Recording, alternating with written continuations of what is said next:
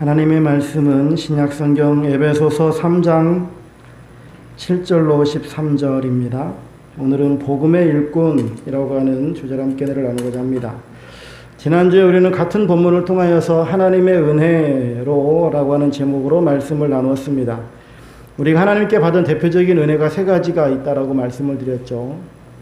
하나는 구원의 은혜이고 사명의 은혜이며 때를 따라 돕는 은혜를 우리는 받고 있다라고 하는 겁니다. 그러면서 우리 세 가지의 대지를 나누는데요. 우리는 은혜로 사는 자이고 또한 지극히 작은 자이며 측량할 수 없는 은혜를 받은 자라고 하는 말씀을 우리가 나누었습니다. 오늘 나누고자 하는 말씀은 7절 이하의 말씀에서 바울이 받은 사명에 대한 말씀인데요. 7절 말씀을 다시 한번 보시면 이 복음을 위하여 그의 능력이 역사하시는 대로 내게 주신 하나님의 은혜의 선물을 따라 내가 일꾼이 되었노라 라고 말씀해 주고 있습니다. 7절은 네 마디로 이루어져 있습니다. 핵심은 내가 일꾼이 되었다 라고 하는 것이고, 무엇을 위한 일꾼인가 보면 복음을 위하여 라고 하는 것이고요. 이 사명을 감당하기 위하여서 그의 능력이 역사하셨다 라고 말씀하고, 또한 바울은 이것을 가리켜서 하나님의 은혜의 선물이다 라고 하는 것으로 고백하는 것을 볼 수 있습니다. 이 점은 로마서에서도 로마서 1장 1절에 말씀해 주시는데, 예수 그리스도의 종 바울은 사도로 부르심을 받아 하나님의 복음을 위하여 택정함을 입었으니 라고 말씀합니다. 즉 모든 그리스도인들은 값으로 사신 바가 되어졌고 예수 그리스도의 종들이다 라고 하는 것입니다. 특별히 종들 중에서 사도로 부르심을 받았다 라고 하는 이것이 바로 소명인 것이고, 하나님의 복음을 위하여 택정함을 입었다 라고 하는 것이 바로 사명을 가리킵니다. 주목할 점은 오늘 본문 7절에서는 은혜의 선물 그리고 일꾼 이렇게 함께 등장한다라고 하는 것이죠. 즉 은혜의 선물을 받은 자가 하나님의 일꾼이 된다라고 하는 겁니다. 그래서 우리가 지난주에 하나님의 은혜에 대한 말씀을 나누었고, 이제 오늘은 일꾼에 대한 말씀을 나누려고 하는 겁니다. 이 점을 로마서에서는 은혜와 사도의 직분을 받았다라고 1장 5절에 말씀해 주고 있습니다. 꼭 기억해야 될 것이, 먼저는 은혜를 받아야 되고 그 다음에 우리가 하나님 안에서 사역을 해 나가야 된다라고 하는 것입니다. 이 점은 우리가 구약의 7대 절기, 또 압축하면 3대 절기를 알 수 있겠죠. 이 3대 절기 속에서도 고스란히 나타나요.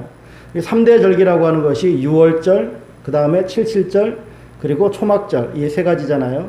6월절이 있고, 그리고 77절, 이거 뭐 오순절, 맥추절이라고도 하고요. 그 초막절, 이거는 초막절, 장막절, 수장절, 이 세 가지를 가리킨다라고 하는 것을 우리가 새벽에 이미 레위기를 통해서 말씀을 나누었죠. 이 6월절이라고 하는 것은 바로 출애굽하기 바로 직전에 10번째 재앙을 통해서 하나님께서 우리 행하신 이적의 역사였죠. 그 어린 양의 보혈을 문설주와 문 임방의 발음으로 말미암아서 죽음의 사자가 넘어가는, 이것이 신약에 이르러서는 예수 그리스도께서 어린 양이 되셔서 우리를 위해서 구원해 주시는 그 은혜를 설명해 주고 있습니다. 즉 이 6월절이라고 하는 것이 바로 구원의 은혜라고 하는 것을 우리들에게 보여주고 있는 거예요. 그리고 두 번째 절기인 77절을 보면, 이 77절은 이제 밀을 수확을 다 마치고 나서 하나님 앞에 드리는 제사인데, 이 77절이라고 하는 것은 하나님 앞에 감사하는 절기입니다. 하나님께서도 77절을 드릴 때는 자원하는 예물을 바치라라고 말씀해 주고 있어요. 그리고 이 77절이라고 하는 것이 감사하는 제사임과 동시에 자원하는 예물을 바치라라고 하시는 것처럼 이것은 헌신의 또한 제사이기도 합니다.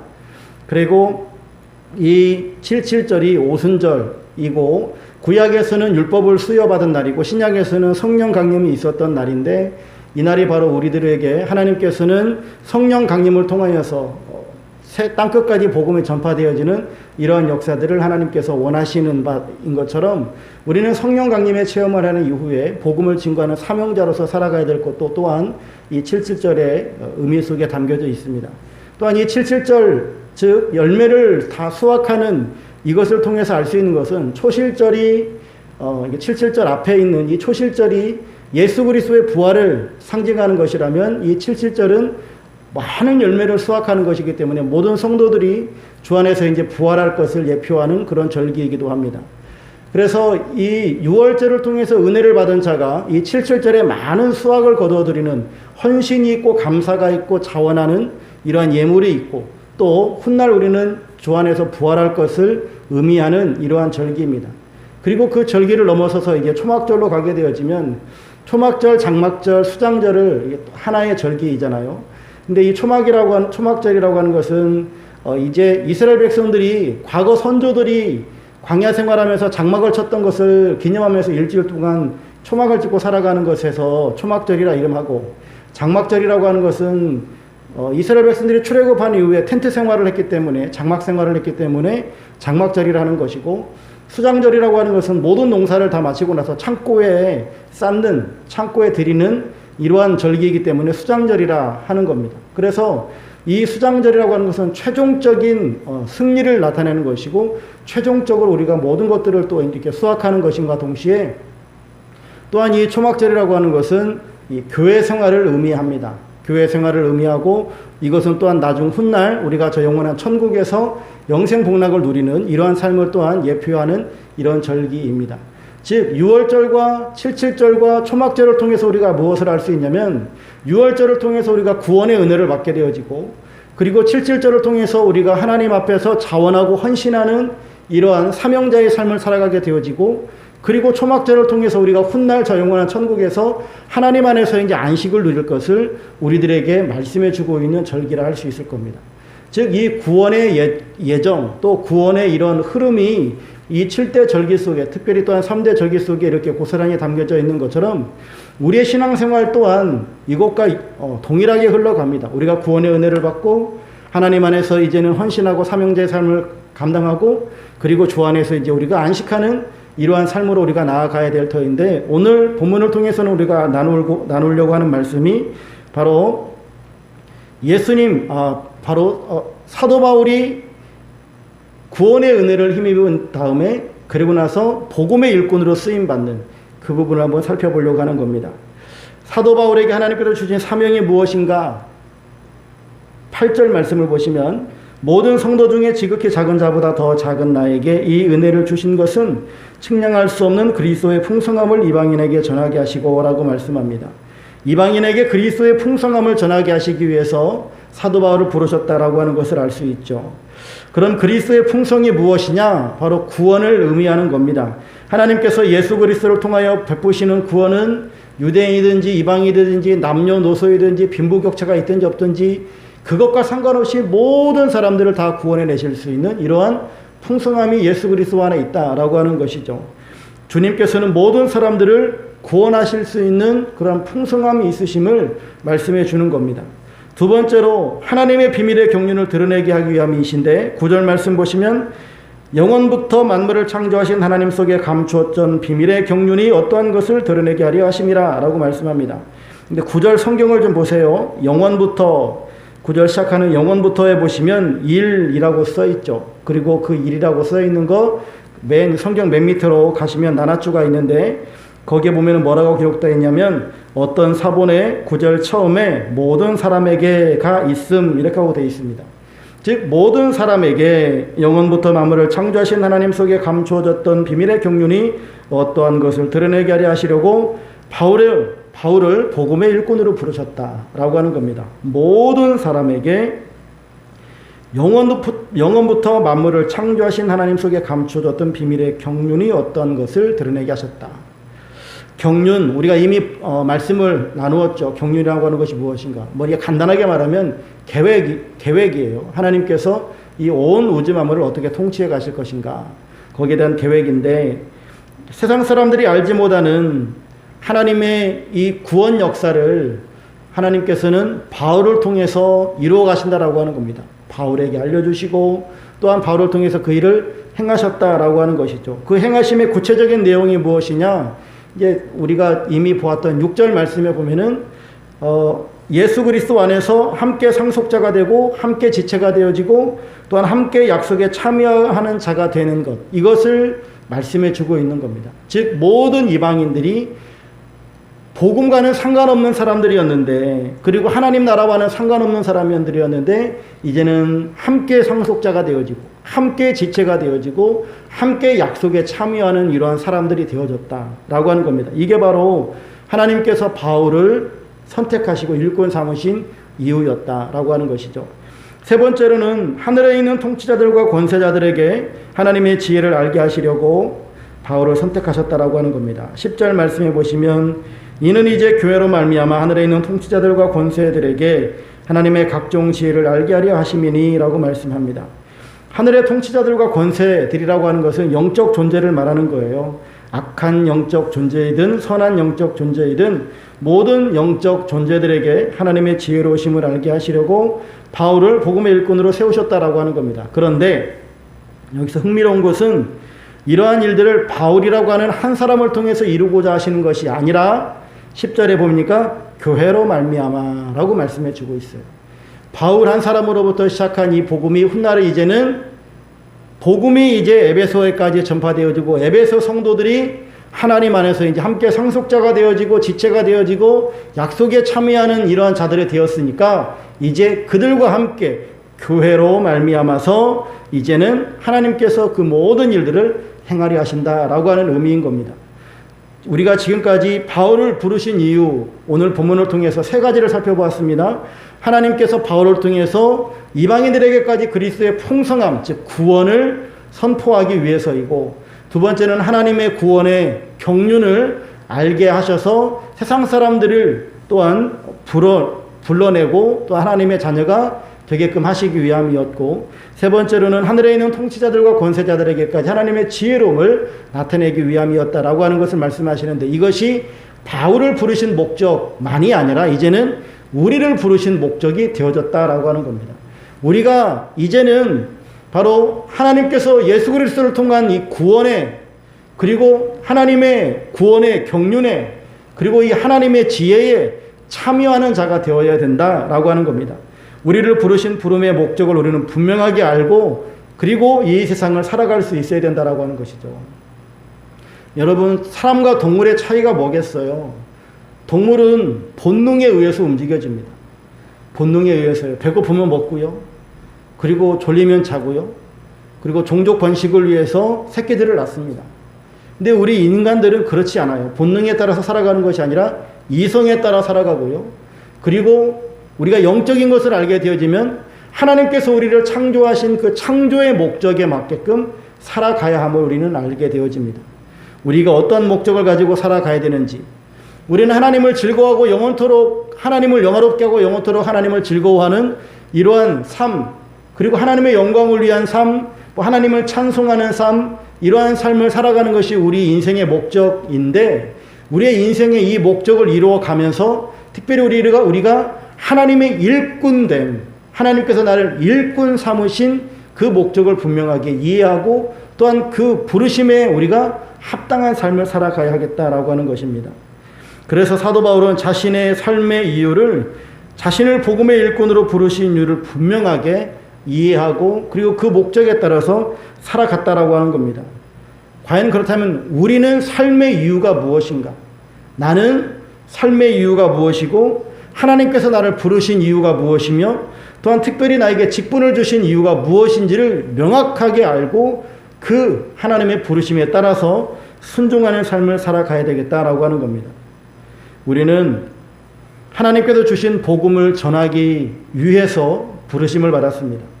또한 주님 앞에 가는 그날까지 복음의 사명을 잘 감당하는 사명자가 되어야 할 것입니다.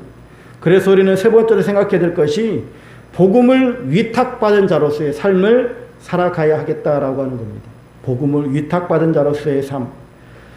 바울처럼 우리는 복음을 전문적으로 전하는 사람은 절대로 아닙니다. 우리는 생업이 있고 또한 이 삶의 터전이 있고 여기에서 살아갑니다. 우리는 전문적으로 복음을 전하는 사람은 아니지만 나를 통해서 오늘 말씀을 나눴던 것처럼 구원이 선포가 되어져야 되고 하나님의 경륜이 저들에게 알려져야 되고 그리고 하나님의 이 지혜가 온 영물들에게, 영적인 존재들에게까지 하나님의 지혜를 선포할 수 있고 나타내 보일 수 있어야 됩니다. 그러하기 위해서 우리가 어떻게 해야 될 것이냐. 사도 바울이 자신이 복음 증거하는 사명을 감당함에 있어서 그가 데살로니가 사람들에게 말했던 내용들을 우리가 한번 살펴보면 데살로니가전서 2장 3절로 6절 말씀에 보면 3절에는 사람들의 비유를 맞추기 위해서 속임수나 간사한 말로 사람들 앞에 서지 아니하였고 4절에 보면 사람의 기쁨을 구하지 아니하였고 5절에 보면 아첨이나 탐심의 탈을 쓰지 않았고 6절에는 사람에게 영광을 구하지 않았다라고 그렇게 고백합니다. 즉 사도 바울은 온전히 하나님만을 기쁘시게 하려고 하는 목표를 가지고 인생을 살았다라고 하는 것을 알 수 있죠. 바울의 모든 사역의 과정이나 결과에 하나님의 기쁨이 있었다라고 하는 것입니다. 우리 모든 성도들도 우리가 주님 안에서 살아가고 또한 헌신해 나갈 때에 늘 하나님을 기쁘시게 해드리려고 하는 이런 목적을 두고 살아가야 할 것입니다. 즉 다시 말하면 우리는 복음의 일꾼으로서 이 일꾼 의식이 있어야 한다라고 하는 것입니다. 일꾼 의식. 나에게 하나님께서 복음을 맡겨주셨으니 이 복음을 맡은 자로서 이 복음을 가지고 살겠습니다. 복음에 순종하는 삶을 살겠습니다. 라고 하는 일꾼 의식이 있어야 된다라고 하는 겁니다. 이 일꾼 의식이 있기 위해서는 내가 하나님께 얼마만큼의 사랑을 받았는지가 필요해요. 다시 말하면 내가 하나님의 사랑을 얼마만큼 받았는지, 내가 탕감받은 액수가 얼마만큼인지를 우리는 알아야 된다라고 하는 겁니다. 내가 하나님 앞에서 1만 달란트의 빚진 자인지 100데나리온만큼 빚진 자인지 알아야죠. 많이 탕감받은 자는 많이 사랑할 것이고요. 적게 탕감받은 자는 적게 사랑할 거예요. 우리는 모두 다 지옥 백성이 될 수밖에 없었는데 근데 하나님께서 우리를 하나님의 나라의 상속자 삼아주시고 하나님의 자녀 삼아주셨다라고 하는 것이 얼마만큼 나에게 크게 다가오느냐예요. 하나님께서 나에게 뭐 1만 달란트를 탕감해 주셨는지 뭐 아니면은 5천 달란트를 탕감해 주셨는지 우리는 알 길이 없어요. 중요한 것은 우리 모든 인생들은 다 죄인이었고 다 지옥에 갈 운명이었는데 하나님께서 우리를 지옥이 아닌 저 영원한 천국으로 우리를 이끌어 주셨다라고 하는 거예요. 천국 백성 삼아주신 그 은혜에 대해서 내가 얼마만큼 지금 감사하고 있느냐라고 하는 것이죠. 이러한 감사하는 마음, 이런 마음을 가지고 내가 지금 하나님께 사랑을 지금 표현해내고 있느냐라고 하는 것을 우리는 진지하게 고민해 봐야겠습니다. 그러면서 갈라디아서 2장 20절에 사도 바울이 고백하는 바와 같이 이제 내가 육체 가운데 사는 것은 나를 사랑하사 나를 위하여 자기 자신을 버리신 하나님의 아들을 믿는 믿음 안에서 사는 것이라 라고 하는 이 고백이 우리의 고백이 되어졌으면 좋겠습니다. 주님이 내 안에 살아가고 있다고 한다면 어떠한 역사가 일어날까? 예수를 믿지 않은 사람이 예수를 믿게 되어지면 어떠한 변화가 일어나는가? 아무런 변화가 일어나지 않는다고 한다면 그냥 그 사람이 아무런 삶의 변화도 없고 그냥 교회 안 다니다가 교회 다니는 수준이라고 한다면 그거는 뭐 어쩔 수 없는 거고요. 삶의 변화가 없다면. 그러나 진짜 내가 예수님을 인격적으로 만남으로 말미암아서 내 삶이 교회 다니기 전과 지금 내 삶이 변화가 일어났다. 내가 이렇게 지금 하나님의 앞에서 내 삶의 가치관이 바뀌어졌다. 예전에는 내가 돈을 벌기 위해서 직장 생활하고 내가 잘 먹고 잘 살기 위해서 행복하기 위해서 살아갔다면 이제는 내가 하나님의 뜻을 이루어가고 하나님 안에서 거룩함을 띠기 위해서 거룩한 백성이 되기 위해서 내가 이제는 하나님 안에서 살아가고 있다라고 하는 이런 삶의 가치관들이 변화가 일어났다고 한다면 이것은 내가 아는 바이기도 하지만 나의 이 삶의 변화가 저 사람 상대방에게도 보여져야 된다라고 하는 거예요. 이것이 상대방에게도 느껴져야 된다라고 하는 겁니다. 여러분 똑같은 신앙생활하고 다 똑같은 교회를 다니지만 어떤 사람은 신앙생활하면서 정말로 행복하고 기쁜 사람이 있는가 하면 신앙생활하면서 우울하고 정말로 날마다 우중충한 사람이 있어요. 그러니까 똑같이 신앙생활함에도 불구하고 어떤 사람은 늘 감사가 넘치는 삶이 있고 어떤 사람은 늘 왜 울상을 하고 죽상을 하고 있느냐고요. 하나님께 지금 자기가 어떠한 은혜를 받았는지를 아는 사람과 모르는 사람, 그리고 자기의 어떤 삶의 변화를 상대방에게 내가 지금 어떻게 표현해내고 있는지를 우리는 생각해 보아야 됩니다. 여러분들은 정말로 삶의 모습들이 완전히 변화된 그러한 모습들로 살아가고 있는가라고 하는 겁니다. 우리가 이제 주의 복음을 가진 자로서 복음의 일꾼들로서 일꾼의식을 가지고 살아가야 된다라고 그러는데 우리가 전문 사역자가 아니잖아요. 날마다 세상에 나가서 복음을 전할 사람들은 아니니까 우리가 어떠한 일꾼의식을 가지고 내가 세상을 살아가는 그 삶의 현장 속에서 어떻게 해야 할까라고 하는 것을 생각해 볼 때에 여러분들에게 한 가지 권면해 드리고 싶은 것이 좋은 벗이 되어줬으면 좋겠습니다. 좋은 친구가 되셨으면 좋겠어요. 마리아가 처녀의 몸에 아이를 잉태하고 나서 가브리엘이 자기에게 전해주는 그런 소식을 듣잖아요. 그래서 잉태했다라고 하는 것을 그가 들었을 때에 얼마나 놀랬겠으며 얼마나 또한 마음에 어떤 요동치는 무서움도 있을 것이고 두려움도 있을 것이고 하여튼 정말로 오만 가지 어떤 생각들이 들었을 것 같아요. 그런데 자기의 친족 중에 엘리사벳이라고 하는 사람이 임신하지 못했는데 하나님의 역사로 그가 임신했다라고 하는 소식을 듣고 엘리사벳의 집에 가가지고 함께 하나님을 찬미하며 6개월 동안 함께 거하잖아요. 이제 그러면서 그 두 사람이 서로 얼마만큼 의지가 되어졌을까. 그래서 훗날 이제는 엘리사벳을 통해서는 세례 요한이 나오고 마리아를 통해서는 예수 그리스도께서 탄생을 하시고 이렇게 되어지는 역사가 일어나는데 이 두 사람이 함께 거함으로 말미암아서 그들이 얼마만큼 안정감을 누리고 또 그냥 육신적으로 보게 되어지면 얼마만큼 태교가 잘 되어졌을까 하는 생각도 들어져요.